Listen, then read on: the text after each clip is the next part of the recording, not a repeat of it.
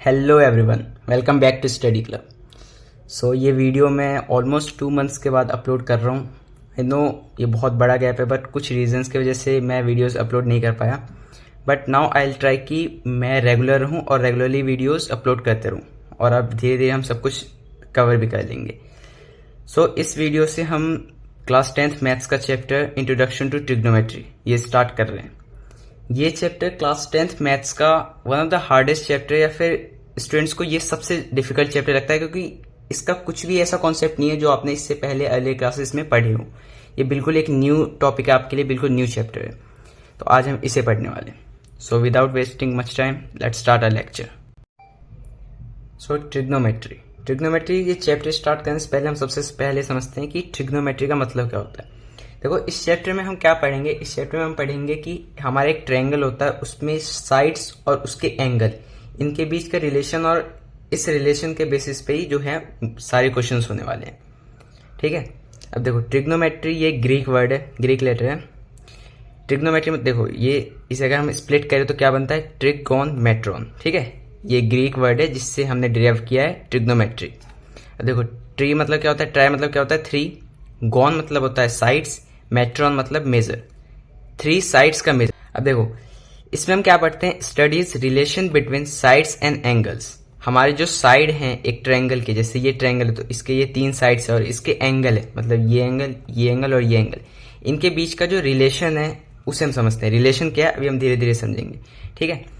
देखो, इस चैप्टर में सबसे पहले मैं बता दूं, मेनली 3 बड़े बड़े टॉपिक्स हैं जो मेन टॉपिक्स होते हैं। सबसे पहले ट्रिग्नोमेट्रिक रेशियो, मैं बताऊंगा भी ये रेशियो क्या है। सेकेंड है trigonometric value at a certain angle, ये भी मैं अभी बता रहा हूं। और थर्ड होता है ट्रिग्नोमेट्रिक आइडेंटिटी। अब देखो, मैं एक्सप्लेन करता हूं। जैसे सबसे पहले आपके पास कोई सा एक ट्रायंगल है, जैसे ये देखो, ये एक ट्रायंगल मैं ड्रॉ कर रहा हूं, ट्रायंगल ABC। अब इसमें मैं पूछूं ट्रिग्नोमेट्रिक रेशियो क्या, तो रेशियो हम किसका फाइंड करते हैं, वो हम फाइंड करते हैं साइड का। जैसे मान लो मैं ये कहूं कि AB अपॉन BC का रेशियो, या फिर AC अपॉन BC का रेशियो। ठीक है, तो ये होते हैं ट्रिग्नोमेट्रिक रेशियो में। ट्रिग्नोमेट्री जो हमारा चैप्टर है, इसके हम पढ़ेंगे तो उसके बाद हम ये रेशियो फाइंड कर सकते हैं, वो कैसे मैं बताऊंगा। सेकेंड है trigonometric value at a certain angle. अगर C मान लो कोई एक एंगल है, C मानते हैं हम 45 डिग्री है, तो इस 45 डिग्री पे जो रेशियो है, जैसे मान लो इस 45 डिग्री पे अगर AC अपॉन BC का रेशियो पूछूं तो ये हम फाइंड आउट कर सकते हैं। ठीक है। अब जैसे मान लो इसे हम 60 डिग्री कर देते हैं, तो अगर C 60 डिग्री ही है, इसका एंगल हम चेंज नहीं कर रहे हैं, तो इसमें फिर मैं कोई सा भी रेशियो पूछूं, या तो ये पूछ लो AB अपॉन BC या AB अपॉन AC, कोई सा भी रेशियो पूछूं ये निकल जाएगा। ठीक है। लेकिन यहाँ पे कंडीशन क्या है, हमारा जो एंगल है वो कांस्टेंट रहना चाहिए, वो चेंज नहीं होना चाहिए। ओके। अब देखो, तीसरा है ट्रिग्नोमेट्रिक आइडेंटिटीज। इसमें फॉर्मूला होता है, आइडेंटिटी मतलब कोई फॉर्मूला, वो हम जब पढ़ेंगे ये टॉपिक तब हम समझेंगे इसे। ठीक है।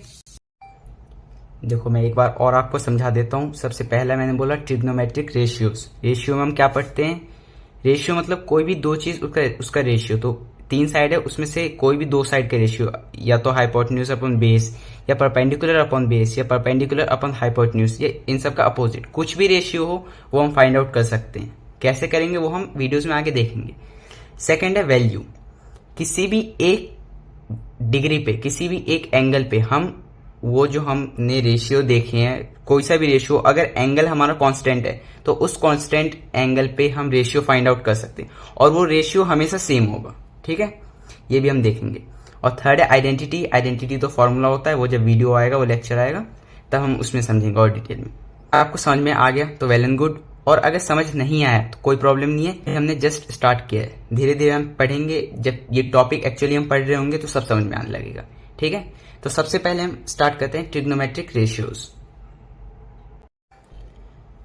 एक चीज और, majority of applications related right angle triangle. Trigonometry में मेजॉरिटी क्या, मैं तो कहूँ कि 10th लेवल पे आप 10th ऑलमोस्ट हर जगह ट्रिग्नोमेट्री के जो क्वेश्चंस होते हैं वो राइट एंगल ट्रायंगल से ही होते हैं। मतलब राइट एंगल क्वेश्चंस होते हैं वो राइट एंगल ट्रायंगल से ही होते हैं, मतलब राइट एंगल ट्रायंगल का ही कंसर्न है हमारे पास। ठीक है। अब देखो, सबसे पहले मैं एक चीज बता दूं, कोई सा भी ट्रायंगल हो उसके हम पहले पार्ट समझते हैं क्या है। जैसे देखो इसमें मैंने एक ड्रॉ किया है, A B C triangle, 90 degree किस पे, बी पे, ठीक है। अब देखो यहाँ पे परपेंडिकुलर क्या है, ए बी, और बेस क्या है, बी सी, और हाइपोटेन्यूज क्या है, ए सी। ये तो बहुत बेसिक है, आपने 9th 8th 7th सब में पढ़ा है। अब मान लो इसी ट्रायंगल को मैंने थोड़ा रोटेट कर दिया, देखो इस तरह, बी सी और ए हम ये मानते हैं, ठीक है। अब देखो ये किस तरह का एंगल है, ये देखो ये अब सेम लग रहा है ना, ए बी एंड सी। लेकिन इसको मैंने किस तरह रोटेट कर दिया है, मैंने ऐसे किया है ना, तो इसको इस तरह रोटेट कर दिया, मतलब इसका जो टॉप पार्ट है ऊपर चला गया और ये नीचे आ गया। अब विजुलाइज कर पा रहे हो ना। अब देखो अब इस चीज में हमारा बेस क्या है, अब देखो अब ट्रायंगल तो ऐसे बन गया ना, तो 90 डिग्री हमारा ये है। अब इस फिगर में हम देखें तो हमारा बेस ये दिख रहा है और परपेंडिकुलर ये दिख रहा है, हाइपोटेन्यूज तो AC रहेगा और ये हमेशा रहेगा। तो इससे हमें समझ में आया ना मैंने क्या किया, देखो एक ट्रायंगल मैंने बनाया ABC जिसमें हमें दिख रहा है परपेंडिकुलर, बेस एंड हाइपोटेन्यूज। अब अगर इसी ट्रायंगल इसी फिगर को मैं थोड़ा सा रोटेट कर दूं, मैं C को ऊपर ले गया और A को मैंने नीचे ले आया, तो अब देखो अब बेस हमें क्या समझ में आ रहा है, अब हमें लग रहा है कि AB बेस है और BC परपेंडिकुलर है, जबकि BC यहाँ पे बेस है और AB परपेंडिकुलर है। तो इससे हमें ये समझ में आता है कि ट्रायंगल का हाइपोटेन्यूज तो हमेशा फिक्स रहेगा, लेकिन बेस और परपेंडिकुलर चेंज होंगे, ठीक है। तो क्वेश्चन में सबसे पहले हमें ये फाइंड करना है कि बेस कौन सा और परपेंडिकुलर कौन सा है। ये करना क्यों इंपॉर्टेंट है अभी मैं बताता हूं। तो अब हम स्टार्ट कर रहे हैं रेशियो से, ठीक है। तो अब हम देखते हैं हमारे ट्रायंगल में रेशियोज हो क्या कर सकते हैं। अब देखो सबसे पहला रेशियो जो पॉसिबल है, परपेंडिकुलर अपॉन बेस, ठीक है। दूसरा perpendicular upon hypotenuse, third base upon hypotenuse, fourth base upon perpendicular, अब hypotenuse upon perpendicular, hypotenuse upon base. अब देखो perpendicular upon base, base upon perpendicular, perpendicular upon hypotenuse, hypotenuse upon perpendicular, base upon hypotenuse, hypotenuse upon base, मतलब 3 हैं और 3 उसके reciprocal हैं, ठीक है। तो यही होना भी चाहिए। अब देखो सबसे पहले मैं देखूं परपेंडिकुलर अपॉन बेस, ठीक है। अब इस ट्रायंगल के लिए परपेंडिकुलर अपॉन बेस क्या है, AB बाई बेस क्या है हमारा, BC। अब देखो जैसे मैं ये देखता हूं हाइपोटेन्यूज अपॉन बेस, तो हाइपोटेन्यूज क्या है, AC, हाइपोटेन्यूज कहां गया, हाइपोटेन्यूज अपॉन बेस, ठीक है, AC अपॉन BC। अब जैसे मैं देखता हूं बेस अपॉन हाइपोटेन्यूज, तो बेस क्या है, BC upon base upon hypotenuse, तो हाइपोटेन्यूज क्या है, AC। लेकिन अभी मैंने बताया था कि इस ट्रायंगल के लिए तो ये ठीक है, लेकिन ट्रायंगल में अगर रोटेट कर दो बेस और हमारा परपेंडिकुलर दोनों चेंज हो जाता है, तो हमारा रेशियो भी चेंज हो जाएगा। अगर अभी ये परपेंडिकुलर है, जैसे हमने निकाला कि परपेंडिकुलर अपॉन बेस, ठीक है, अगर हम परपेंडिकुलर अपॉन बेस निकाल रहे हैं तो उसके अकॉर्डिंग हमारा AB अपॉन BC होना चाहिए। लेकिन अगर हम इसको रोटेट कर रहे हैं तो क्या हो जाएगा, फिर हमारा परपेंडिकुलर क्या बन जाएगा, BC, और बेस क्या बन जाएगा, AB। अभी मैंने आपको दिखाया था। तो ऐसे तो रेशियो हमारा गलत हो जाएगा ना। तो सबसे पहला हमारा काम है कि हम ये डिटरमाइन करें कि परपेंडिकुलर कौन सा है और बेस कौन सा है, ये हमें कंसीडर करना सबसे ज्यादा जरूरी है। तो हमारा क्वेश्चन हम सॉल्व कर लेंगे लेकिन गलत हो जाएगा। अब ये कैसे हम फाइंड करते हैं, देखो हमारा जो ट्रायंगल है राइट एंगल ट्रायंगल होगा हमेशा, ठीक है। तो मैंने एक राइट एंगल ट्रायंगल बना लिया, मान लो PQ एंड R, ठीक है। PQR एक मैंने एक राइट एंगल ट्रायंगल बनाया है 90 डिग्री किस पे, Q पे। तो Q तो हमारा 90 डिग्री होगा, इससे हमें कोई मतलब नहीं है, बस राइट एंगल ट्रायंगल है तो एक 90 डिग्री। अब हमारे पास 2 एक्यूट एंगल है, एक्यूट एंगल ही होंगे क्योंकि टोटल 180 होगा, और अगर एक 90 है तो इन दोनों का सम 90 होगा, और इन दोनों का सम 90 होगा, मतलब दोनों 90 से कम होंगे। तो ये 2 एक्यूट एंगल है। अब क्वेश्चन में हमें गिवन होगा रेफरेंस एंगल थीटा, जिसे हम थीटा बोलते हैं। तो वो रेफरेंस एंगल जो भी गिवन होगा उसके अपोजिट वाला साइड, मतलब अगर रेफरेंस एंगल क्वेश्चन में गिवन है R, तो R के अपोजिट वाला साइड, ये तो देखो हाइपोटेन्यूज होगा, इसे हमें कुछ करना ही नहीं है। हमें इसमें और इसमें थोड़ा कंफ्यूजन है कि हम कौन सा परपेंडिकुलर माने और कौन सा बेस। तो जो हमारा रेफरेंस एंगल होगा, जिसमें मैंने यहाँ पे कंसीडर कर रहा हूँ R रेफरेंस एंगल अगर मानो गिवन है, तो इसके अपोजिट वाला साइड हमारा परपेंडिकुलर होगा, और इसके एडजेसेंट वाला साइड, मतलब इसके जो साथ वाला साइड है वो हमारा बेस होगा। अब देखो क्या हो सकता है, अगर P रेफरेंस एंगल है, ठीक है, अगर P रेफरेंस एंगल है तो P के अपोजिट वाला साइड ये क्या हो जाएगा, परपेंडिकुलर, और P के साथ वाला एडजेसेंट वाला ये क्या हो जाएगा, बेस। ठीक है, तो हमें ये सबसे पहले ढूंढना है कि हमारा रेफरेंस एंगल क्या है, कौन सा है, मतलब थीटा क्या है। वो क्वेश्चन में गिवन होगा, ढूंढने की जरूरत नहीं है। फिर हम सबसे पहले अपना फिगर देख लेंगे, करेक्ट कर लेंगे, खुद से ड्रॉ कर लेंगे, जिसमें हम मेंशन कर देंगे कि ये हमारा परपेंडिकुलर है, ये हमारा बेस है, और हाइपोटेन्यूज तो हमेशा गिवन रहेगा। अब देखो, मैंने बताया कि एक ट्रायंगल में टोटल 6 रेशियोज हो सकते हैं। 6 रेशियो हमने देखे अभी। ठीक है, कौन कौन से, देखो हम वर्बली देखते हैं। Perpendicular upon base, perpendicular upon hypotenuse, इसके 2 हो गए। बेस अपन परपेंडिकुलर, बेस अपन हाइपोटेन्यूज, 4 हो गए। हाइपोटेन्यूज अपन परपेंडिकुलर, हाइपोटेन्यूज अपन बेस, 6 हो गए। क्वेश्चंस आपको कैसे आएंगे, ये नहीं आएगा कि आप बताओ कि परपेंडिकुलर अपन बेस का क्या वैल्यू है, नहीं, ये 6 जो हमारे पास रेशियो है, इन 6 के नाम है। ठीक है, अब हम उसे देखते हैं। सो हमारा यहाँ पे मैंने 6 जो हमारे रेशियो हैं उनके नाम है वो मैंने लिख रखे। अब देखो, हमारा सबसे पहला रेशियो है साइन। अब ये एंगल ए क्या है हर जगह, उसे आप पहले भूल जाओ। ये वैसे रेफरेंस एंगल है थीटा, मैंने बताया था ना क्वेश्चन में गिवन होगा, तो ये वो गिवन है कोई से फिगर के लिए। लेकिन अभी इसे छोड़ो, मैं इसे बाद में समझाऊंगा। देखो 6 रेशियो में पहला रेशियो क्या है, साइन। और साइन होता क्या है, परपेंडिकुलर अपॉन हाइपोटेन्यूज। इसका मतलब है कि कोई सा एक ट्रायंगल गिवन है, ये हमारा बेस है, तो ये परपेंडिकुलर एक सेकंड के लिए मानो कि रेफरेंस एंगल थीटा जो है ये थीटा का सिंबल है, इतना तो पता होगा ना आपको, ये सिंबल है थीटा का। तो इसके अपोजिट वाला साइड ये परपेंडिकुलर, ये बेस, ये हाइपोटेन्यूज। तो परपेंडिकुलर अपॉन हाइपोटेन्यूज, मान लो इसका कोई लेंथ होगा, इसका कोई लेंथ होगा, उन दोनों लेंथ्स का जब हम रेशियो निकालेंगे तो उस रेशियो को हम क्या कहते हैं, उसको हम कहते हैं साइन, या फिर शॉर्ट फॉर्म में हम यूजुअली साइन लिखते हैं। ठीक है, देखो मैंने बताया था ना कि क्वेश्चन ये नहीं गिवन रहेगा कि आप परपेंडिकुलर अपॉन हाइपोटेन्यूज निकालो, क्वेश्चन में ये गिवन रहेगा कि आप साइन का वैल्यू निकालो। इसके लिए हमें क्या पता होना चाहिए, इसके लिए हमें पता होना चाहिए कि साइन क्या है, साइन है परपेंडिकुलर अपॉन हाइपोटेन्यूज। वैसे ही कोसाइन क्या है, कोसाइन है हमारा बेस अपॉन हाइपोटेन्यूज, मतलब बेस अपॉन हाइपोटेन्यूज, मतलब इसका लेंथ अपॉन इसका लेंथ, ये हमारा कोसाइन। वैसे टेंजेंट क्या है, टेंजेंट है परपेंडिकुलर अपॉन बेस, टेंजेंट है परपेंडिकुलर अपॉन बेस, मतलब परपेंडिकुलर अपॉन बेस का जो भी वैल्यू होगा इस वैल्यू को टेंजेंट कहते हैं। ये कुछ नहीं, ये बस नाम है। ठीक है, मतलब परपेंडिकुलर अपॉन बेस का जो भी वैल्यू आएगा उसे हम टेंजेंट कहते हैं, मतलब इस रेशियो को टेंजेंट कह रहे हैं हम। वैसे कोसिकेंट, फोर्थ वैल्यू, कोसिकेंट क्या होता है, hypotenuse upon perpendicular, sorry value नहीं, fourth ratio, hypotenuse upon perpendicular, मतलब ये लेंथ एंड अपॉन परपेंडिकुलर, और ये लेंथ, मतलब हाइपोटेन्यूज अपॉन परपेंडिकुलर, ये जो रेशियो है इस रेशियो का क्या नाम है, कोसिकेंट। वैसे ही फिफ्थ वन है सीकेंट। सीकेंट क्या होता है, hypotenuse upon base, hypotenuse upon base. And sixth one last, cotangent, ये होता है हमारा base upon perpendicular, base upon perpendicular. अब देखो एक बार मैं शॉर्ट बता देता हूँ, इसको हम क्या लिखते हैं, इसको तो हम साइन लिखते हैं, इसको हम कॉस लिखते हैं। ठीक है, हमारा कॉस है ना, मतलब क्वेश्चंस में हम हर बार कोसाइन, टेंजेंट, कोसिकेंट इतने बड़े बड़े नहीं लिखते हैं, इसको सिर्फ साइन लिखते हैं, इसको कॉस लिखते हैं, इसको टेन लिखते हैं, इसको कोसेक लिखते हैं, इसको सेक लिखते हैं, और इसको कॉट लिखते हैं। Sine cos tan, cosec sec cot, sine cos tan, cosec sec cot, ये 6 आपको नाम याद हो जाने चाहिए। ठीक है, और याद हो जाएंगे, क्वेश्चन आप प्रैक्टिस करते रहो, सब कुछ याद हो जाएगा।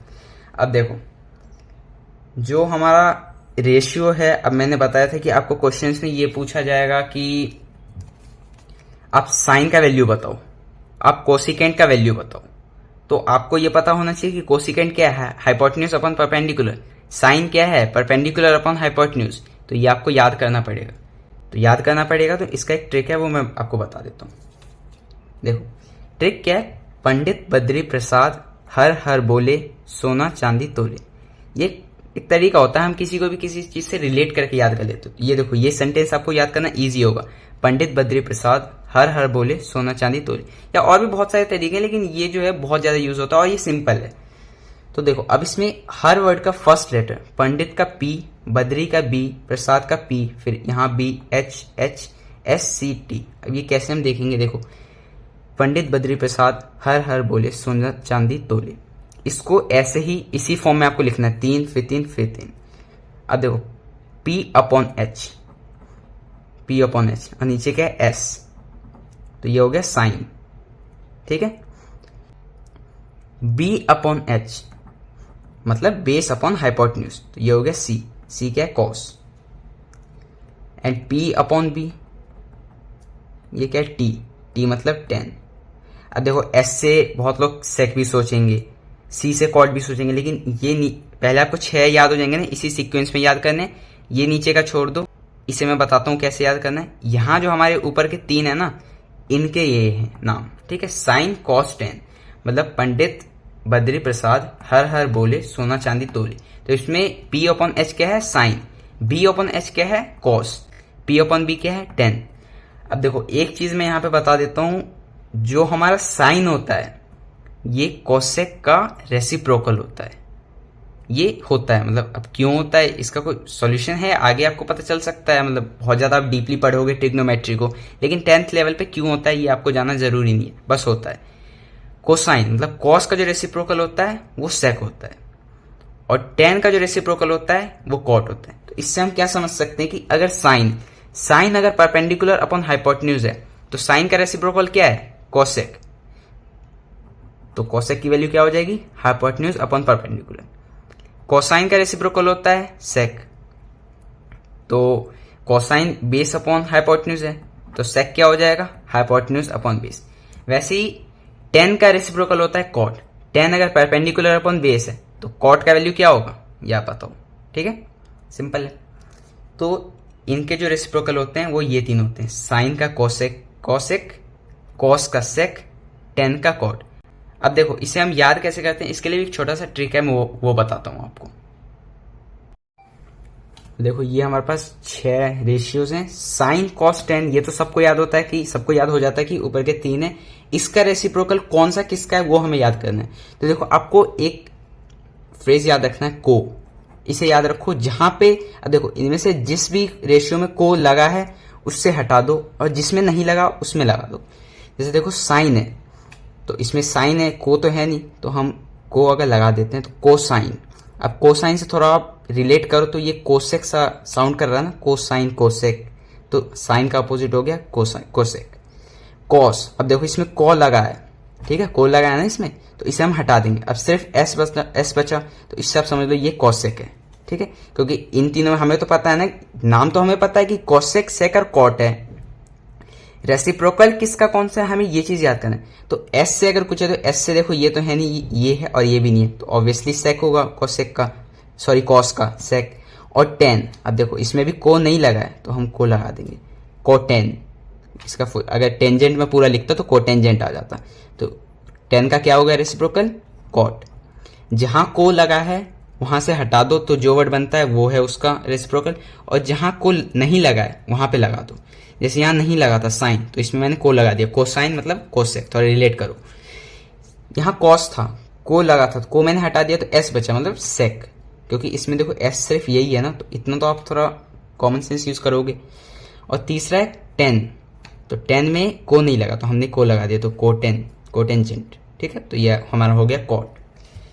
तो ऐसे आप याद कर सकते हो, ये तो सिंपल है, इस टेबल से आपको ये याद हो जाएगा। इसका रेसिप्रोकल क्या होते हैं, तो साइन का कोसेक, कॉस का सेक, 10 का कॉट। ये कैसे याद करना है मैंने वो भी बता दिया। तो आपको 6 जो रेशियो हैं वो आपको याद हो जाने चाहिए, बार बार प्रैक्टिस करो याद हो जाएंगे, फिर ये टेबल या फिर इसकी जरूरत भी नहीं पड़ेगी, आप वर्बली विद इन सेकेंड्स आप बता पाओगे, ठीक है।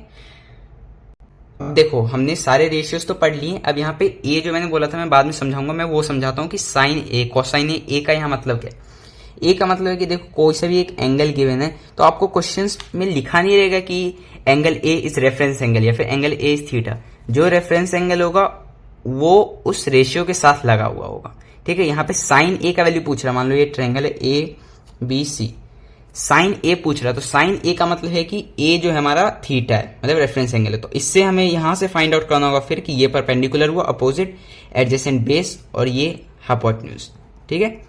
तो इस चीज अगर साइन सी पूछा है क्वेश्चन में, अगर हमें क्वेश्चन में यही सेम ट्रायंगल है इसमें साइन सी पूछा है, तो साइन सी का देखो साइन का वैल्यू तो होगा परपेंडिकुलर अपॉन हाइपोटेन्यूज, यहाँ पे रेफरेंस एंगल कुछ भी दिया हो, लेकिन रेफरेंस एंगल मिल जाने से हम ये फाइंड करते हैं कि परपेंडिकुलर है कौन सा और बेस है कौन सा। अब देखो साइन ए बोला है तो इसमें हाइपोटेन्यूज तो चलो ठीक है मैं मान लेता हूँ ए सी हमेशा रहने वाला है, लेकिन साइन ए के लिए परपेंडिकुलर क्या है, साइन ए का मतलब है perpendicular upon hypotenuse, perpendicular upon hypotenuse for angle A. Angle A के लिए हमारा परपेंडिकुलर क्या है, ये है, तो हमने साइन ए के लिए हमारा रेशियो देखो सबसे पहले लिखता हूँ बी सी अपॉन हाइपोटेन्यूज, तो ए सी रहेगा। लेकिन अगर साइन सी पूछे, साइन सी अगर पूछ रहा है तो रेफरेंस एंगल सी है। साइन का मतलब क्या होता है, perpendicular upon hypotenuse, perpendicular upon hypotenuse, hypotenuse तो हमारा यही रहेगा, लेकिन यहां पे अगर सी थीटा है तो यहां पे हमारा परपेंडिकुलर चेंज हो जाएगा, ए बी जो है यहां पे हमारा परपेंडिकुलर हो जाएगा, तो A B upon A C, sine C का वैल्यू क्या आ जाएगा, ए बी अपॉन ए सी, और साइन ए का वैल्यू क्या आ जाएगा, बी सी अपॉन ए सी। ठीक है, तो देखो रेफरेंस एंगल चेंज करने से वैल्यू पूरा चेंज होगा, भले ही रेशियो वही है। अब देखो मैं निकालता हूँ टेन ए, टेन का वैल्यू क्या होता है, परपेंडिकुलर अपॉन बेस, वैल्यू तो सेम रहेगा, रेफरेंस एंगल के लिए जो हमारा ये रेशियो है रेशियो सेम रहेगा, बस परपेंडिकुलर और बेस सब में चेंज होता रहेगा। तो परपेंडिकुलर का जो लेंथ है कहीं कुछ होगा कहीं कुछ होगा, है ना। टेन ए का मतलब होता है परपेंडिकुलर अपॉन बेस, इसी में निकालता हूं मैं। अब देखो टेन ए हमारा रेफरेंस है तो ये हमारा होगा परपेंडिकुलर, ये हमारा होगा बेस, परपेंडिकुलर अपॉन बेस, तो B C upon A B. अब अगर टेन सी पूछ दे तो हमारा परपेंडिकुलर क्या हो जाएगा, यस इसके अपोजिट वाला ए बी, और बेस क्या हो जाएगा बी सी। ठीक है, तो ये दो एंगल है, अगर ये पूछ रहा है तो ये आएगा, और अगर सी पूछ रहा है तो इसका अपोजिट हो जाएगा। ठीक है, तो इसलिए हमें रेफरेंस एंगल फाइंड आउट करना इंपॉर्टेंट है, क्योंकि उससे पूरे वैल्यूज चेंज हो जाते हैं, और ये आपको क्वेश्चंस में इस तरह गिवन होगा। एक और चीज यहाँ पे sine of angle A, sine of angle A का ये मतलब नहीं है कि साइन जो है वो किसी एंगल ए से मल्टीप्लाई हो रहा है, नहीं, या मल्टीप्लीकेशन जैसा कुछ नहीं है।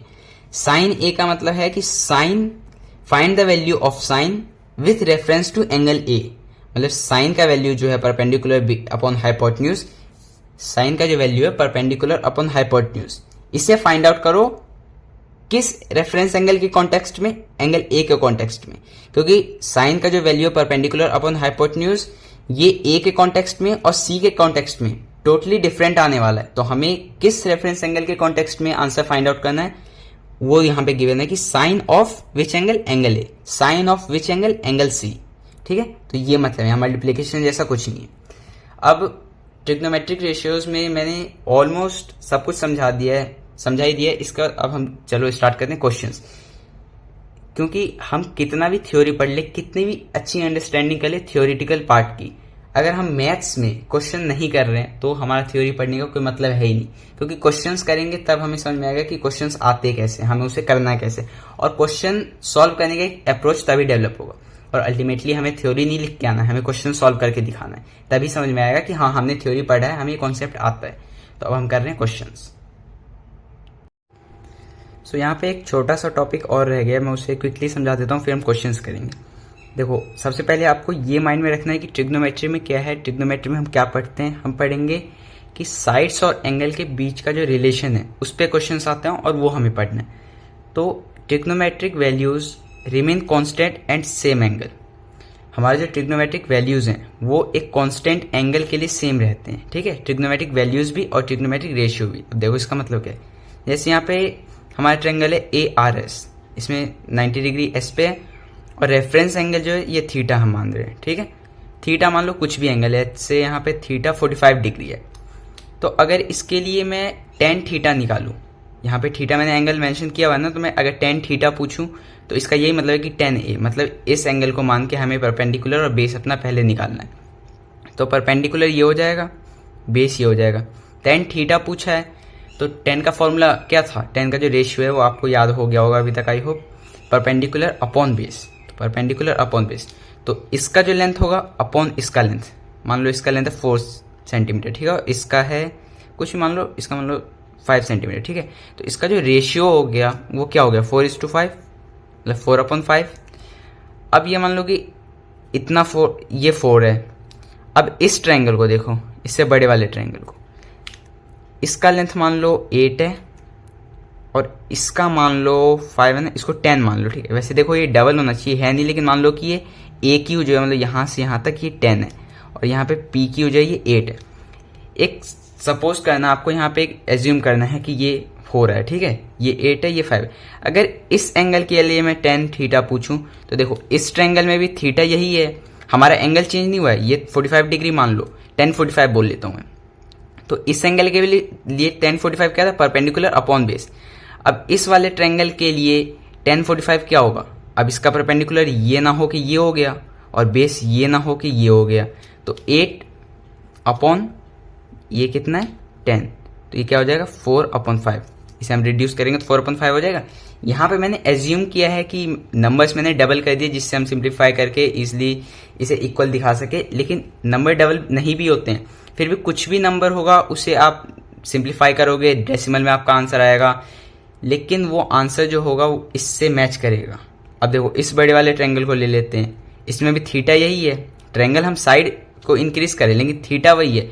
तो यहाँ पे क्या लिखा है, ट्रिग्नोमेट्रिक वैल्यू है, ये एक सेम एंगल पे कांस्टेंट रहते हैं irrespective of length of the sides. Side का लेंथ कुछ भी हो, इंक्रीज हो डिक्रीज हो, उसका रेशियो जो रहेगा वो सेम रहेगा एक सर्टेन एंगल पे। अगर एंगल थीटा है और थीटा में चेंज नहीं कर रहा हूं तो इसे मैं अगर मान लो एक ट्रायंगल में इसे और एक्सटेंड कर दूं, यहां तक ले जाऊं और इसे यहां, अब मैं इसे ज्वाइन कर दूं, तो इस बड़े वाले ट्रायंगल में भी अगर मैं tan थीटा पूछूं तो ये परपेंडिकुलर और ये बेस, इसका और इसका जो रेशियो होगा वो इसके रेशियो से इक्वल आएगा, या फिर इसके और इसके रेशियो से। आप समझ रहे हो ना, RS/AS वो इक्वल होगा, ये मान लो x हो गया और ये y हो गया, तो XY/AY। कहने का ये मतलब है कि perpendicular upon base, perpendicular upon base, ratio equal होगा, सिंपल, ठीक है। तो ये लास्ट टॉपिक था छोटा सा, मैंने ये समझा दिया। अब हम करते हैं क्वेश्चंस। देखो सबसे पहला क्वेश्चन क्या है, in a right triangle if tan A is equal to 1 then verify 2 sin A cos A is equal to 1। एक राइट ट्रायंगल है, हम इसे पहले फिगर देखो ड्रॉ करते हैं। तो देखो हमारा ट्रायंगल क्या है, एक राइट ट्रायंगल है। अब देखो इसमें tan A दिया, तो A तो हमें कंसीडर करना पड़ेगा और A हमारा 90 डिग्री नहीं हो सकता, क्योंकि tan A का क्या मतलब है कि A रेफरेंस एंगल, मतलब A थीटा है, तो या इसको मान लो इसको मान लो। देखो इसको मानते हैं, ये सिंपल रहेगा, तो ये A B और C ये हमारा बन गया ट्रायंगल, ठीक है, A B एंड C। अब इसमें tan A कह रहा है 1 है, tan A का जो वैल्यू है 1 है। अब देखो tan A होता क्या है, tan A is equal to 1, tan A 1 है, मतलब यहाँ पे देखो परपेंडिकुलर ये हुआ, बेस ये हुआ। tan का क्या फॉर्मूला होता है, perpendicular upon base is equal to 1, मतलब CB upon AB is equal to 1। CB और AB का जो रेशियो है वो 1 है। इसका क्या मतलब है कि CB और AB इक्वल है, ठीक है। अगर इन दो को हम अगर इन दो को हम डिवाइड कर रहे हैं और उसे डिवाइड करने पे 1 आ रहा है, तो इसका तो ये मतलब है ना कि ये जितना है ये भी उतना ही है, तभी तो कट के 1 आ जाएगा। तो CB is equal to AB। I hope ये आपको समझ में आ रहा है। तो अब क्वेश्चन में और कौन कौन से रेशियो हैं, साइन है और कॉस है, साइन ए एंड कॉस। अब देखो इसमें हम क्या करेंगे, तो सबसे पहले मैं फिगर फिर से ड्रॉ कर लेता हूँ, CB एंड A, ठीक है, B पे 90 डिग्री है, ये हमारा थीटा। अब हम यहाँ पे एज्यूम करेंगे कि let CV and AB is 1x and 1x respectively. 1x क्या, मैं ये बताता हूँ। देखो CB और AB ये हमने देखा कि इसका रेशियो 1 है, तो हमें अगर ये साइड निकालना है तो हम किससे निकालेंगे, पाइथागोरस थ्योरम से निकालेंगे। उसके लिए ये दो साइड का रेशियो दिया है, तो ये दो साइड हमें निकालने पड़ेंगे। अब देखो मैंने यहाँ पे 1 था इसलिए इसको 1/1 लिख सकते हैं ना, ठीक है। CB अपॉन AB 1 है तो 1/1 लिख सकते हैं। अब देखो CB यहाँ से मैं 1 मान रहा हूँ, AB यहाँ से 1 मान रहा हूँ, CB upon AB is equal to 1/1, तो CB 1 हुआ, AB 1 हुआ। अब देखो x क्यों हमने यूज किया, अगर मैं इसको 1 और 1 सेंटीमीटर मान ले रहा हूं तो ठीक है ये हो सकता है, लेकिन अगर इसके जगह ये हुआ कि ये भी 4 है, ये भी 4 है, ये भी तो हो सकता है ना, या फिर ये भी 10 है, ये भी 10 है, तब भी 1 आ जाएगा इसका रेशियो। इसलिए हम एक वेरिएबल x कंसीडर कर रहे हैं जो x दोनों में तो x का वैल्यू सेम होगा। अब देखो दोनों 1 सेंटीमीटर में एज्यूम कर रहा हूं, तो x कुछ भी हो वो 1 में भी मल्टीप्लाई होगा और इस 1 में भी मल्टीप्लाई होगा, तो दोनों मल्टीप्लाई होके x का वैल्यू कुछ भी आ जाए। मान लो यहाँ पे x का वैल्यू 10 है, तो 10 इंटू 1 10, 10 इंटू 1 10, तो ये दो हमारी जो साइड है इनका लेंथ सेम आ जाएगा, एक्स का कुछ भी वैल्यू। यहाँ पे हम डायरेक्टली 1 इसलिए नहीं मान रहे हैं क्योंकि हमें ये नहीं दिया गया कि ये 1 सेंटीमीटर, इनका रेशियो 1 है। इसका बस इतना ही हमें इससे समझ में आता है कि अगर रेशियो इन दो साइड का 1 है तो ये दो साइड आपस में इक्वल होंगे तभी तो उसे हम डिवाइड करेंगे तो दोनों कट के 1 हो जाएंगे, ठीक है। इसलिए हम x एज्यूम कर रहे हैं। अब देखो ये भी 1x है, ये भी 1x है। बाई पाइथागोरस थ्योरम अगर हम यूज करते हैं तो क्या होता है, हाइपोटेन्यूज का square is equal to perpendicular plus base square, और हाइपोटेन्यूज हमें पता नहीं है। परपेंडिकुलर का स्क्वायर क्या होगा, 1x का स्क्वायर, बेस का क्या होगा, बेस में हमारा 1x है, ठीक है। अब देखो x मैंने यहाँ पे एक वेरिएबल लिया, x की जगह कोई और भी वेरिएबल आप यूज कर सकते हो। 1x square plus 1x square is equal to h square. h square क्या हो गया, 1x square plus 1x square 2x square. अभी h इधर आ जाएगा √2x स्क्वायर। अब देखो x 2 है, 2 इंटू x, ठीक है, ऐसे ही है ना, 2 इंटू x इंटू x। तो x 2 और ये रूट है, तो अगर रूट के अंदर कोई स्क्वायर हो तो वो बाहर आता है तो 1 हो जाता है, तो ये क्या हो जाएगा x √2, ठीक है, क्योंकि 2 तो 1 ही है तो ये √2 रहेगा। आई होप ये आपको समझ में आ रहा है, बहुत बेसिक है। अब देखो इसके आगे हम करते हैं।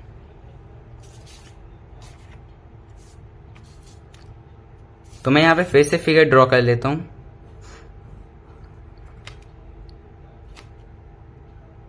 ए बी एंड सी, ये हमारा 1x है, ये भी हमारा 1x है, और ये अभी हमने निकाला ये क्या है, x √2।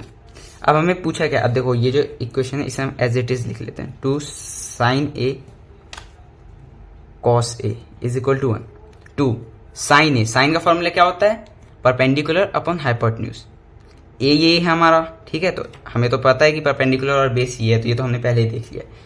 परपेंडिकुलर अपॉन हाइपोटेन्यूज मतलब 2 इंटू 1x अपॉन x √2, ठीक है, इंटू कॉस ए। कॉस क्या होता है, बेस अपॉन हाइपोटेन्यूज, तो 1x अपॉन x √2। अब देखो x से x कैंसिल, x से x कैंसिल, √2 इंटू √2 क्या होगा, चलो मैं आगे सॉल्व कर लेता हूँ। 2 into 1 is equal to √2 into √2 into √2 क्या होगा, 2 अपॉन 2 1।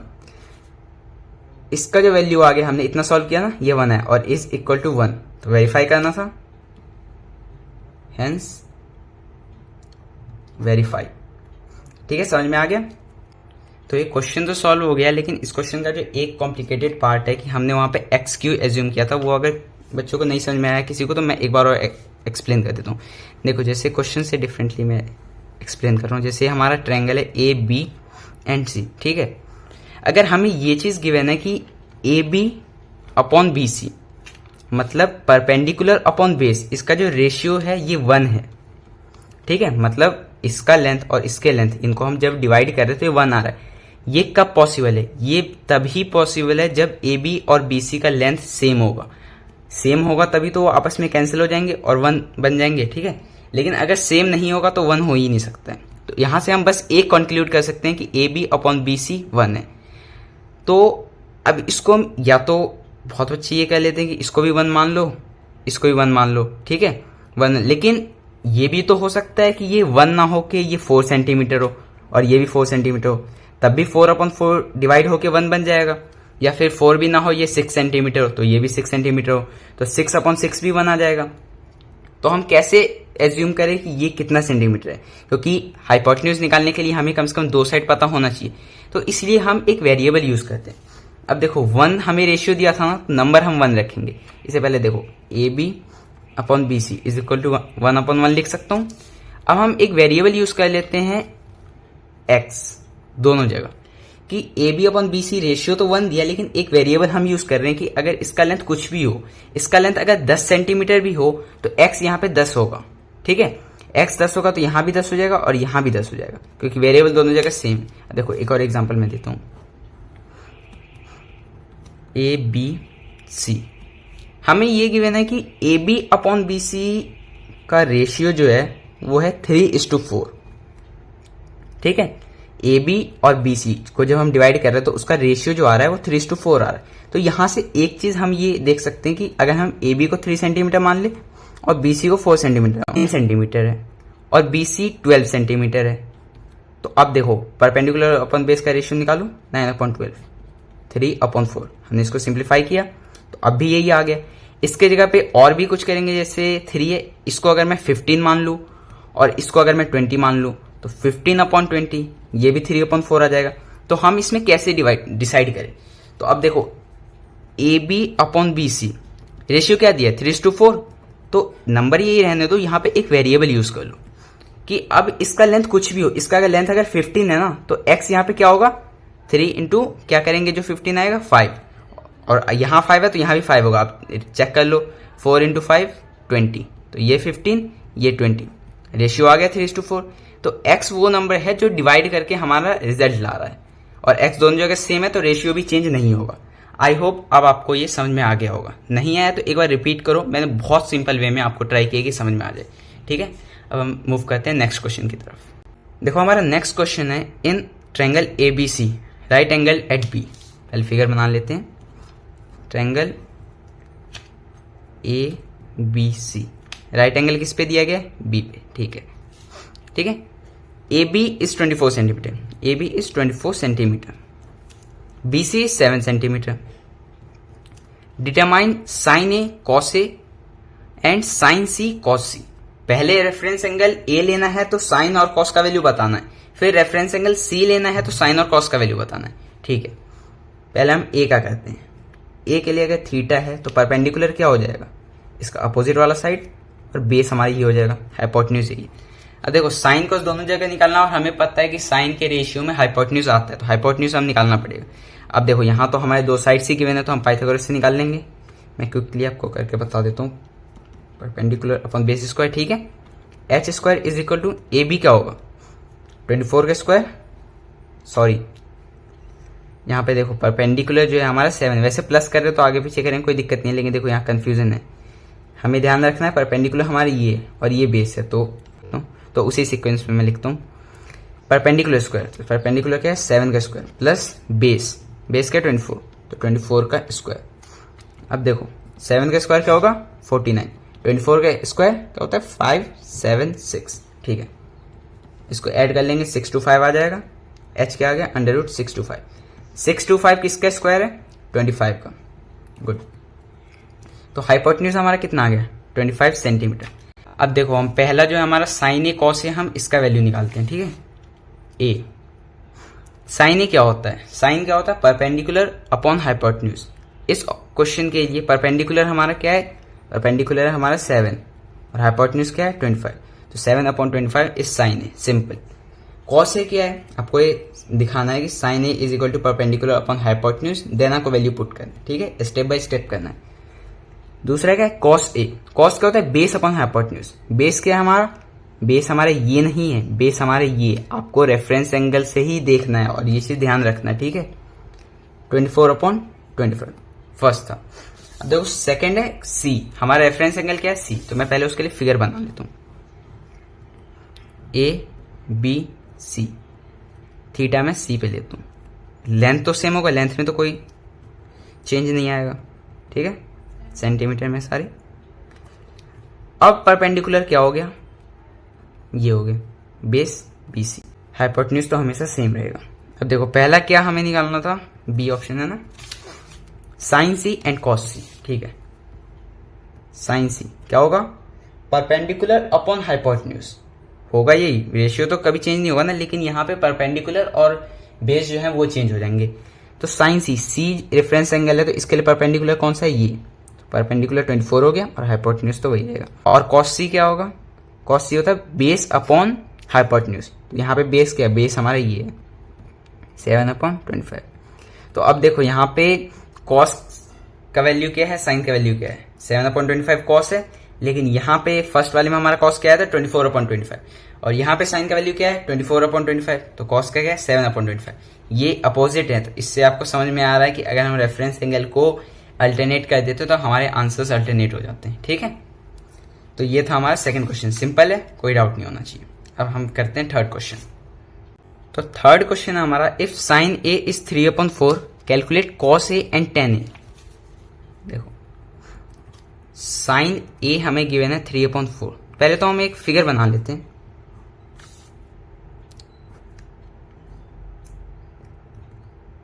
ए बी सी, ठीक है। चलो मैं ए यहाँ पे लेता हूँ, क्योंकि अभी हमें कोई रिस्ट्रिक्शन नहीं है कि ए यहाँ या वो तो हम कहीं भी ले सकते हैं ना अपने अकॉर्डिंग। ए यहाँ लूंगा तो फिर इसलिए हमारा परपेंडिकुलर ये हो जाएगा, तो मुझे ज़्यादा प्रॉब्लम नहीं आएगा, डिफिकल्टी नहीं आएगा, ठीक है। अब देखो साइन ए हमारा 3/4 है, इसका ये मतलब है कि परपेंडिकुलर अपॉन हाइपोटेन्यूज, ये क्या हमारा सी है, ठीक है। ए बी एंड सी, मतलब सी बी अपॉन सी ए का रेशियो क्या दिया गया है 3/4। सी बी अपॉन सी ए का रेशियो 3/4 है, इसका लेंथ नहीं है। तो अभी मैंने समझाया था कि यहाँ पे हम एक वेरिएबल यूज कर सकते हैं, let C B and C A B 3x and 4x respectively, ठीक है। सी बी हमने 3x मान लिया और हमारा सी ए जो है इसे हमने 4x मान लिया। इसे हम 3x मानते हैं, इसे हम 4x मानते हैं। x हम क्यों मान रहे हैं अब आपको बहुत ज्यादा क्लियर हो जाना चाहिए अभी तक, ठीक है। अब क्वेश्चन में क्या पूछा है, cos a and tan a। अब देखो cos में तो बेस अपॉन हाइपोटेन्यूज होता है, तो हमारे पास बेस तो है नहीं, और tan में भी परपेंडिकुलर अपॉन बेस होता है, तो बेस तो हमें निकालना पड़ेगा। अब देखो मैं यहीं पे पाइथागोरस थ्योरम लगा के, अभी तक तो आपको देखो वैसे आपको स्टेप से करने, लेकिन मैं यहाँ पे क्विकली सॉल्व कर देता हूँ। 4x का square is equal to 3x square plus ये तो कुछ दिया नहीं है, तो बी ए का स्क्वायर, मतलब hypotenuse square upon is equal to perpendicular square plus base square. 4x का स्क्वायर क्या हो जाएगा 16x स्क्वायर, ये हो जाएगा 9x स्क्वायर, और ये तो बी ए का स्क्वायर ही रहेगा। अब देखो 16x में से 9 इस तरफ आएगा तो माइनस हो जाएगा, तो ये 16 में से 9 हम सब्ट्रैक्ट करेंगे तो क्या आएगा हमारा आएगा 7x square is equal to B A का स्क्वायर। अब देखो स्क्वायर ये है, ये इस तरफ जाएगा तो अंडर रूट हो जाएगा, under root 7x square is equal to B A. Again यहाँ पे x स्क्वायर है तो x बाहर आएगा तो एक सिंगल आ जाएगा, और रूट तो अंदर सेम रहेगा। कोई कंफ्यूजन, ठीक है। हमारा बी ए जो है हमारा बेस, इसका वैल्यू क्या आ गया x√7, x√7, ठीक है। हमारे पास तीनों साइड्स आ गए। अब हम निकालते हैं, सबसे पहले हमें क्या पूछा cos a। cos a is equal to base upon hypotenuse. Base हमारा क्या है x√7 और हाइपोटेन्यूज क्या है 4x। x से x cancel, √7/4 is answer. Second था tan a।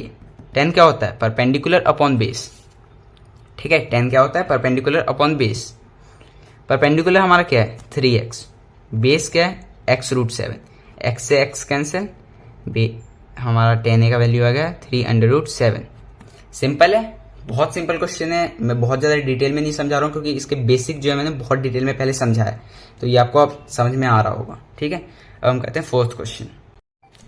अब हमारा फोर्थ क्वेश्चन है, in triangle P Q R right angle at Q, P R plus Q R is equal to 25, P Q is equal to 5, determine the value of sine P cos P tan P, ठीक है। देखो fourth question में पहले figure draw कर लेते हैं। P Q are हमारा triangle given है, हमारा राइट एंगल किस पे क्यू पे। अब देखो रेफरेंस एंगल यहाँ पे अगर पी दिया ना, तो मैं फिगर को खुद के ईज के लिए मैं इस एंगल को पी ले लेता हूँ, इससे मेरे लिए परपेंडिकुलर और बेस तो इजी हो जाएगा, ठीक है। इसे मैं आर ले लेता हूँ। अब देखो P R plus Q R is equal to 25, पहले गिवन लिखते हैं। P R plus Q R is equal to 25 centimetre, ठीक। And P Q is equal to 5, P Q is equal to 5 centimetre. P Q जो है हमारा base, ये 5 centimetre है, और हाइपोटेन्यूज और परपेंडिकुलर का जो सम है 25 है। अब हमें साइन पी कॉस पी और टेन पी निकालना है। तो एक चीज आपको माइंड में अब समझ में आ रहा होगा कि कोई सा भी हमें रेशियो का क्वेश्चन है, उसमें सबसे पहला हमारा काम ये होता है कि हम तीनों साइड्स को फाइंड आउट कर ले, जिससे रेशियो हम बाद में निकाल सके। तो इसमें एक साइड गिवन है, लेकिन बाकी दो साइड का सम दिया है, तो उसे हमें निकालना पड़ेगा। देखो उसे निकालने के लिए आप ये एज्यूम कर लो कि या तो इसे या इसे, किसी एक को भी एक वेरिएबल एज्यूम कर लो। जैसे हम एज्यूम करते हैं कि लेट, मैं इसे एज्यूम कर रहा हूं, ठीक है। Q R is equal to X. अगर क्यू आर एक्स है तो आर क्यू क्या हो जाएगा 25 माइनस एक्स, ठीक है।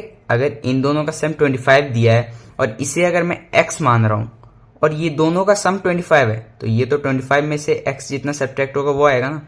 जैसे देखो मेरे पास दो नंबर्स हैं, अगर दो नंबर्स है और उनका सम है मेरे पास 10, ठीक है। अगर मैं कहता हूं कि एक नंबर मेरे पास 7 है, तो सेकेंड नंबर मेरे पास क्या होगा, 10 माइनस 7 दैट इज 3। तो वही मैंने किया कि अगर दो साइड्स का सम 25 है और एक साइड मैंने x सेलेक्ट किया है या फिर कोई सा वेरिएबल, तो दूसरा साइड तो जो हमारा सम था और माइनस दिस साइड है ना 25 माइनस x, ये मैंने वही न्यूमेरिकल वे में बताया ना आपको कि जिससे आप समझ सको, तो वही चीज मैंने ये किया है। क्लियर है। अब देखो हाइपोटेन्यूज का square is equal to perpendicular square plus base square. 25 का स्क्वायर देखो a minus B whole square है, तो यहाँ पे फॉर्मूला यूज हो जाएगा 625 plus X square minus 2ab 50x is equal to X square plus 5x। X square से X square cancel, 625 ये 5 का स्क्वायर मतलब 25, इस तरफ आके 25 हो जाएगा, ये इस तरफ जाएगा तो 50 हो जाएगा प्लस 50, ठीक है x। अब देखो ये 600 हो जाएगा, ये 50 हो जाएगा। अब x की वैल्यू क्या आ गई, तो देखो यहाँ पे x की वैल्यू क्या आ गई 12, ठीक है। अब देखो x का वैल्यू हमारे पास 12 आ गया है, तो x हमारा क्या था r³ है ना, तो r³ हमारे पास 12 आ गया सेंटीमीटर। फिर हमारे पास rp क्या था 25 माइनस एक्स, 25 माइनस एक्स हमने क्या निकाला 12 दैट इज 13 सेंटीमीटर। अब आपके पास QP है, PR है और QR। अब आपके पास तीनों साइड्स आ चुके हैं परपेंडिकुलर बेस हाइपोटेन्यूज। अब साइन P का वैल्यू निकालना है that is perpendicular upon hypotenuse, cos P का वैल्यू निकालना है that is base upon hypotenuse, और tan P निकालना है that is perpendicular upon base. Perpendicular base hypotenuse तीनों का वैल्यू आ चुका है हमारे पास। अब ये जो रेशियो निकालना है ये आपके लिए होमवर्क है, ठीक है, ये आप खुद ट्राई करो। अब हम कहते हैं फिफ्थ क्वेश्चन। सो हमारा फिफ्थ क्वेश्चन है if angle B and angle Q are acute angle of a right angle triangle ABC and PQR such that sine B is equal to sine Q, then prove angle B is equal to angle Q. ठीक है, देखो सबसे पहले मैं question आपको समझाता हूँ। हमारे पास दो राइट एंगल ट्रायंगल दिए गए हैं, एक हमारा ABC एंड एक हमारा है PQR, जिसमें एंगल B और एंगल Q जो है एक्यूट एंगल है, मतलब जो हमारा 90 डिग्री है वो B और Q तो नहीं हो सकता है क्योंकि ये एक एक्यूट एंगल है। तो यहाँ पे मैं ले लेता हूँ क्योंकि हमारे पास जो रेफरेंस एंगल है वो भी B और Q में ही है, तो इसे मैं B ले लेता हूँ, इसे मैं Q, ठीक है। तो इसे मैंने B ले लिया, इसे Q ले लिया, तो इसे मैं AB and C, ABC triangle and PQR, ठीक है। इसमें गिवन क्या है हमारे पास, देखो गिवन अगर मैं लिखूं sine B is equal to sine Q, sine B is equal to sine Q का मतलब क्या है कि इस ट्रायंगल में अगर रेफरेंस एंगल बी है, थीटा अगर बी है, तो परपेंडिकुलर अपॉन हाइपोटेन्यूज ये इस ट्रायंगल के परपेंडिकुलर अपॉन हाइपोटेन्यूज के इक्वल होगा, है ना। क्योंकि अगर साइन बी और साइन क्यू इक्वल है तो ये तो रेशियो का एक नाम हो गया ना, रेशियो जो वो भी इक्वल होंगे, समझ रहे हो ना। अगर साइन बी साइन क्यू को इक्वल है तो परपेंडिकुलर अपॉन हाइपोटेन्यूज इस ट्रायंगल का और इस ट्रायंगल का परपेंडिकुलर अपॉन हाइपोटेन्यूज ये भी इक्वल होगा। तो इसका परपेंडिकुलर क्या है, तो इसका परपेंडिकुलर है AC by AB is equal to PR by PQ, ठीक है।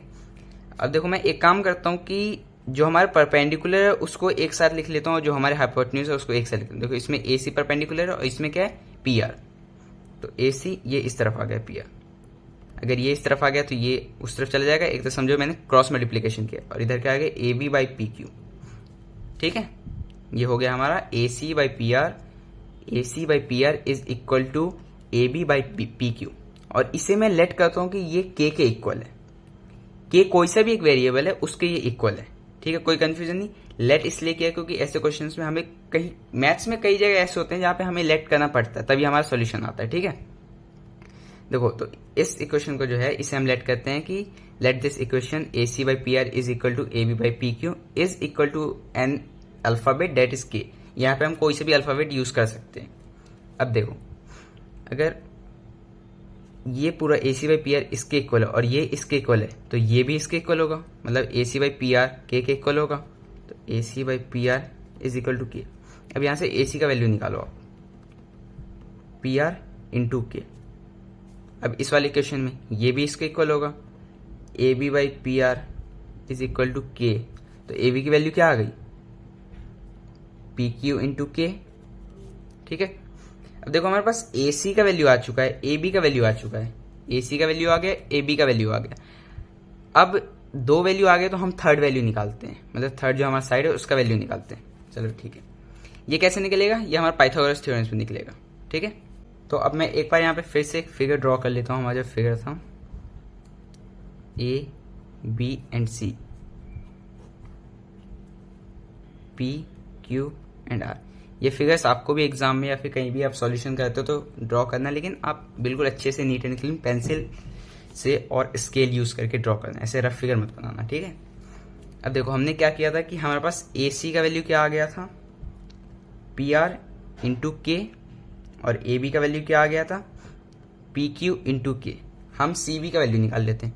देखो पाइथागोरस थ्योरम यूज करेंगे तो ए बी का square is equal to A C square plus C B square. C B निकालना है तो सी बी को एक तरफ लिख लो, बाकी ए बी स्क्वायर और ये इस तरफ आ जाएगा तो ए सी स्क्वायर। ये ए सी हमारा इस तरफ आ गया, लेकिन इसको क्या मैंने ऑल्टरनेट करके लिख दिया कि ये आर एच एस था उसको मैंने एल एच एस में लिख दिया और L H S R H S में। ठीक है, मतलब सी बी इस तरफ था तो मैंने इस तरफ लिख दिया। अब देखो C B square is equal to A B का वैल्यू क्या है, पी क्यू इंटू के का whole square minus A C का वैल्यू क्या है, पी आर इंटू के का होल स्क्वायर। अब यहाँ पे ए प्लस बी का होल स्क्वायर या फिर ए माइनस बी मत समझ लेना, वैसे तो ये बहुत लॉजिकल है, लेकिन कुछ बच्चे यहाँ पे कंफ्यूज ना हो जाए। ये यहाँ पे मल्टीप्लीकेशन का साइन है, मतलब ये एक टर्म है। ठीक है, तो सी बी का square is equal to P Q square के square minus P R square के स्क्वायर। ठीक है, again C B square is equal to, अब देखो यहाँ पे ये दो टर्म आ गए, एक टर्म हमारा कंप्लीट टर्म ये और एक ये, दोनों में के स्क्वायर कॉमन है तो मैं के स्क्वायर को बाहर निकाल लेता हूँ, P Q square minus P R square. ठीक है, अब देखो यहाँ पे स्क्वायर है तो हमें वैल्यू सी बी का चाहिए, तो ये स्क्वायर जो इस तरफ जाके रूट हो जाएगा, अंडर रूट के square P Q square minus P R square. ठीक है, अब देखो यहाँ पे एक टर्म ये है और यहाँ पे मल्टीप्लिकेशन का साइन है। अगर मैं इसे देखूँ तो अंदर में ये दो टर्म है, लेकिन अगर इसमें ब्रैकेट में लिख रहा हूँ क्योंकि मैंने कॉमन निकाला है, ठीक है, तो ये एक ब्रैकेट में मैं लिखूंगा तो एक टर्म हमारे पास ये आ गया छोटा सा और एक कंप्लीट टर्म ये पूरा है। आप समझ रहे हो ना कि हाँ मल्टीप्लिकेशन का साइन है, तो एक के स्क्वायर तो ये है और एक पूरा टर्म ये है जो हमने ब्रैकेट में लिखा है, क्योंकि हमने के स्क्वायर इन दोनों से निकाला था, तो ये दो के स्क्वायर अगर बाहर आ जाते हैं तो ठीक है, तो ये एक ब्रैकेट में मैं लिखूंगा। तो एक टर्म हमारे पास ये आ गया छोटा सा और एक कंप्लीट टर्म ये पूरा है। आप समझ रहे हो ना कि हाँ मल्टीप्लिकेशन का साइन है, तो एक के स्क्वायर तो ये है और एक पूरा टर्म ये है जो हमने ब्रैकेट में लिखा है, क्योंकि हमने के स्क्वायर इन दोनों से निकाला था, तो ये दो के स्क्वायर अगर बाहर आ जाते हैं तो ये दो चीज जो दो टर्म्स रह गए वो हम ब्रैकेट में लिखते हैं। ठीक है, अब देखो दो टर्म्स यहाँ पे हमारे पास आ गए तो के स्क्वायर है, अगर के स्क्वायर को मैं बाहर निकालू, देखो एक चीज मैं यहाँ पे और क्लियर कर दूं, हम रूट में से कोई सा भी टर्म अगर बाहर निकालते हैं तो वो हम तभी निकाल सकते हैं जब हमारा टर्म मल्टीप्लीकेशन में हो। ठीक है, मतलब वहां पे मल्टीप्लाई हो रहा हो, अगर प्लस या माइनस है तो हम नहीं निकालेंगे।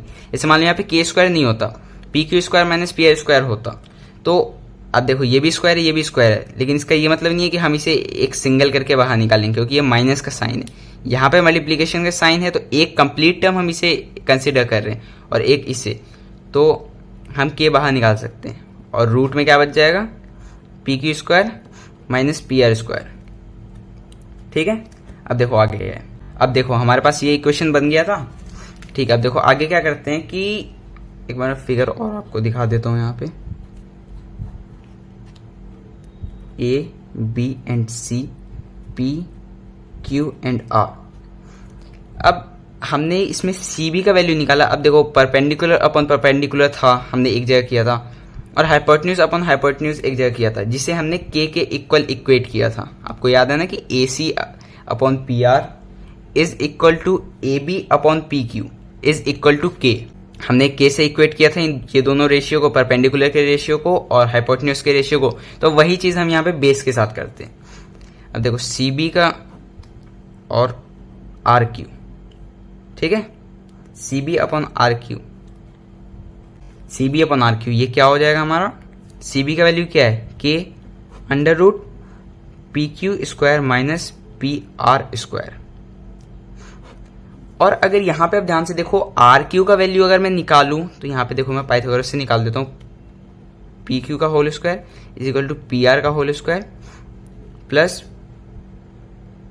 आर क्यू होगा, नहीं आर क्यू का होल स्क्वायर, ठीक है, क्लियर है ना। जैसे देखो पी क्यू का होल स्क्वायर हाइपोटेन्यूज का whole square is equal to perpendicular square plus base square, तो परपेंडिकुलर पी आर है और बेस हमारा आर क्यू है। अब देखो हमें वैल्यू किसका निकालना, आर क्यू का, तो आर क्यू में यहाँ पे अकेले छोड़ देता हूँ और इस तरफ क्या आ जाएगा, P Q square minus P R square, ठीक है, P Q square minus P R square. और हमें यहाँ पे आर क्यू का वैल्यू चाहिए था, तो आर क्यू का वैल्यू क्या आ गया, P Q square minus P R square.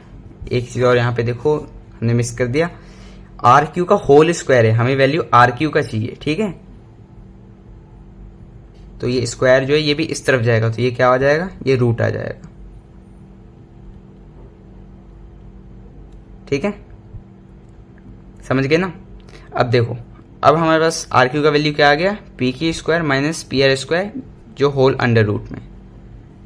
अब देखो ये अंडर रूट और ये अंडर रूट कॉमन आ गया, सेम है ना, तो अब ये तो देखो मल्टीप्लीकेशन में तो हम इसे कट कर सकते हैं, हम इसे सिंप्लीफाई कर सकते हैं। और तो C B upon R Q का वैल्यू क्या आ गया, के।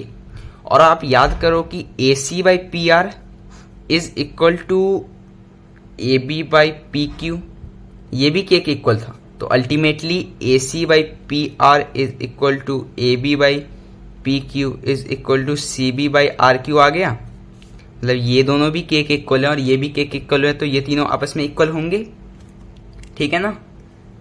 तो अब देखो हमारे तीनों रेशियो इक्वल आ चुके हैं। तो अब यहाँ पे एक प्रॉपर्टी आपने पढ़ा होगा, सिमिलैरिटी ऑफ ट्रायंगल। ये क्या कहता है कि अगर कोई दो ट्रायंगल्स के उनके तीनों साइड्स दूसरे ट्रायंगल के तीनों साइड्स के रेशियो में इक्वल है, मतलब कोई से भी दो साइड के 3 पेयर बन जाएंगे ना, मतलब टोटल 6 साइड है तो दो साइड के 3 पेयर बन सकते हैं। और अगर वो तीनों पेयर आपस में इक्वल है, मतलब इस ट्रायंगल का एक साइड और इस ट्रायंगल के एक साइड, उनका रेशियो इस ट्रायंगल के दूसरे साइड, इस ट्रायंगल के दूसरे साइड और इस ट्रायंगल के तीसरे साइड और इस ट्रायंगल के तीसरे साइड के रेशियो के इक्वल है, मतलब तीनों रेशियो इक्वल आ रहा है, तो इसके तीनों एंगल्स जो होंगे वो भी आपस में इक्वल होंगे। तो हेंस यहाँ पे हम लिख सकते हैं, hence angle B is equal to angle Q, है ना। मतलब अगर सारे एंगल्स इक्वल हैं तो ये एंगल बी एंगल क्यू के इक्वल होगा ना। सारे एंगल इक्वल हैं का क्या मतलब है कि उसके जो सेम जगह पे एंगल है, ठीक है, मतलब एडजेसेंट एंगल्स जो हैं, जैसे बी क्यू के इक्वल होगा, ए पी के इक्वल होगा और सी और आर के इक्वल होंगे, ठीक है, समझ में आ गया। थोड़ा सा इसका जो सॉल्यूशन है थोड़ा लंबा है, डिफिकल्ट क्वेश्चन नहीं है, थोड़ा लंबा सॉल्यूशन है, एक बार आप समझ लो। नहीं समझ में आया तो एक बार वीडियो रिपीट करो, आपको समझ आ जाएगा। और फिर इसके बाद एक काम और करो कि आप खुद से इसे सॉल्व करो, ठीक है। अब हम कहते हैं नेक्स्ट क्वेश्चन। देखो 5th क्वेश्चन जो अभी हमने किया है सॉल्व, आई होप वो सॉल्यूशन इजी था, बस एंड में एंगल बी एंगल क्यू के इक्वल क्यों है ये मे बी कुछ बच्चों को समझ में ना आया हो, इसलिए मैं फिर से एक बार बता देता हूँ। देखो ये सिमिलैरिटी एक क्राइटेरिया है, एक प्रॉपर्टी है, उससे हमने प्रूफ किया था। इस प्रॉपर्टी के अकॉर्डिंग क्या है कि दो ट्रायंगल्स हमारे पास हैं, A B C P Q R. अगर मैं ये कह रहा हूं ना कि triangle A B C is similar to triangle P Q R, similar का ये साइन होता है, ठीक है, तो इसका ये मतलब होता है कि एंगल ए एंगल पी के इक्वल होगा, एंगल बी एंगल क्यू के इक्वल होगा और एंगल सी एंगल आर के इक्वल होगा, मतलब फर्स्ट के, सेकंड के और थर्ड के। तो वैसे ही हमारा जो फिगर था उसमें आप याद करो तो फिगर हमारा कुछ इस तरह था, बी यहां पे था, क्यू यहां पे था, A and C, P and R, ठीक है, ये फिगर था हमारा। तो यहाँ पे ए पी के इक्वल होना था, सी तो आर के इक्वल था ही 90 डिग्री, और एंगल बी एंगल आर के क्यू के इक्वल था, sorry angle B angle Q के इक्वल था। क्यों? आपको वहां पे ब्रैकेट में आप लिख सकते हो because triangle A B C is similar to triangle P Q and R. ये रीजन आप लिख देना, ठीक है। ये रीजन लिख के आप वेरीफाई हो जाएगा कि angle B is equal to angle Q. I hope अब आपको क्लियर हो गया होगा कि ये एंगल्स इक्वल क्यों हुए, ठीक है। अब हम लास्ट क्वेश्चन जो हमारा वो ओपन करते हैं। सो अब हमारा 6 क्वेश्चन है, consider triangle A C B right angle at C in which AB is equal to 29 centimeter, BC is equal to 21 centimeter, ABC is theta, मतलब ABC जो हमारा B एंगल है वो थीटा गिवन है।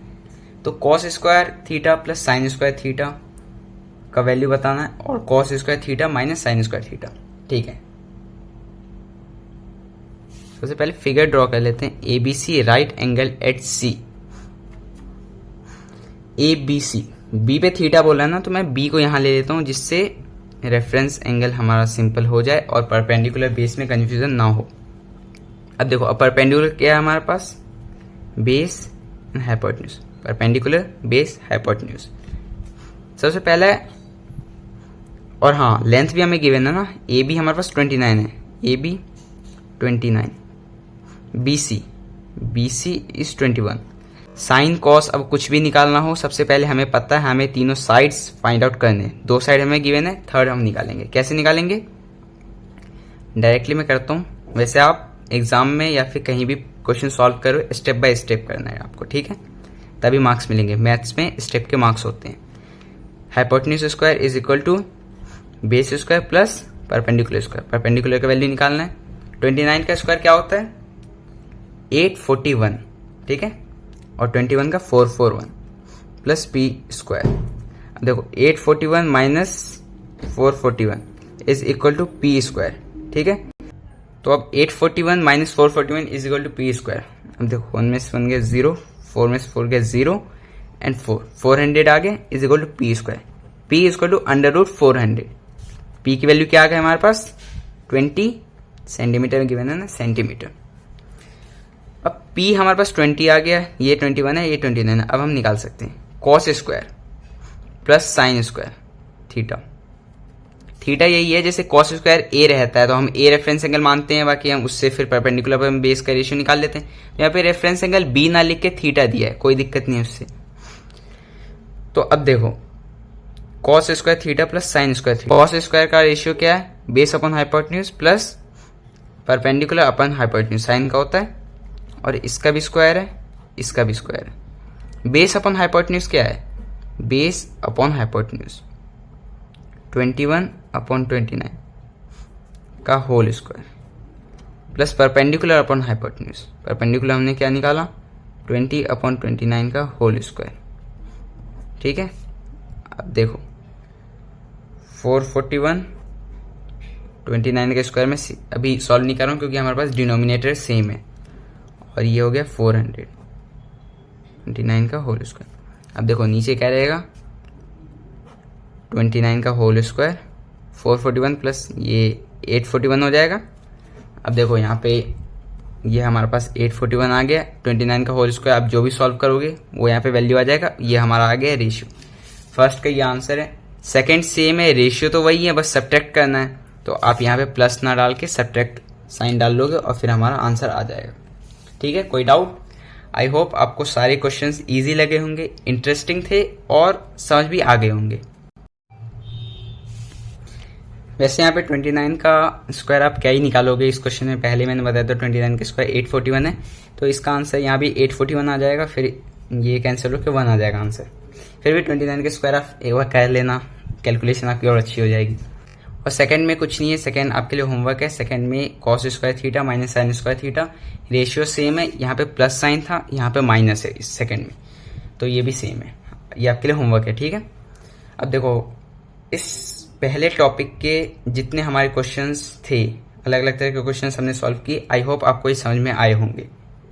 सो इतना ही था हमारे आज के लेक्चर में। हमने ट्रिग्नोमेट्रिक क्लास 10th का फर्स्ट टॉपिक जो है हमारे ट्रिग्नोमेट्रिक रेशियोज उसे पढ़ा, समझा, फिर उस पर क्वेश्चंस भी सॉल्व किए। आपके लिए एक होमवर्क मैं दे रहा हूँ कि वैसे मैंने जितने भी क्वेश्चंस कराए वो एनसीईआरटी से ही थे, एनसीईआरटी में जो एग्जाम्पल्स है और एक्सरसाइज है उससे क्वेश्चन है। 8.1 तक जितने 8.1 के क्वेश्चंस हैं और उससे पहले जितने एग्जाम्पल्स हैं, आई वांट कि आप वो सारे क्वेश्चंस एक बार फिर से सॉल्व करो एंड आई होप आप करोगे, जिससे आपकी प्रैक्टिस और अच्छी होगी, ठीक है। और सेकंड चीज़ ये कि वो क्वेश्चंस अभी मैंने करवाए हो या ना करवाए हो, डजेंट मैटर, आपको सारे क्वेश्चंस फिर से करने और खुद से करने। सो इस वीडियो में यही, आई नो ये वीडियो एक बहुत बड़े गैप के बाद मैं अपलोड कर रहा हूँ, but I will try my level best कि अब मैं वीडियोज़ रेगुलरली अपलोड करूँ। और अब मैं साइंस के भी वीडियोस अपलोड कर रहा हूँ, ठीक है। अब नेक्स्ट जो हमारा वीडियो आने वाला वो साइंस का एक केमिस्ट्री का वीडियो आएगा, जो मैंने बेसिक्स ऑफ केमिस्ट्री बताया था आपको, वो वीडियो आएगा।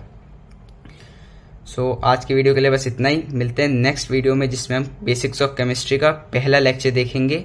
Till then keep studying, keep learning. Thank you.